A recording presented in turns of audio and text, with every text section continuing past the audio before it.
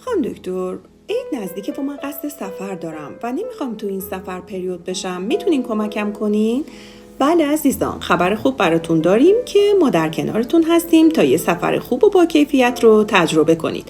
ما با 2 روش مؤثر تجویز آمپول‌های هورمونی و تجویز قرص‌های ترکیبی هورمونی میتونیم به پریوداتون در طول سفر استاپ بدیم و بعد برگشت از سفر میتونید دوباره دسترسی به پریودهای منظمتون داشته باشید. اگر شما هم جز این دسته از افراد هستید، برای من لطفاً کلمه سفر رو کامنت کنید تا تو دایرکت راهکارهای موثر براتون ارسال بشه.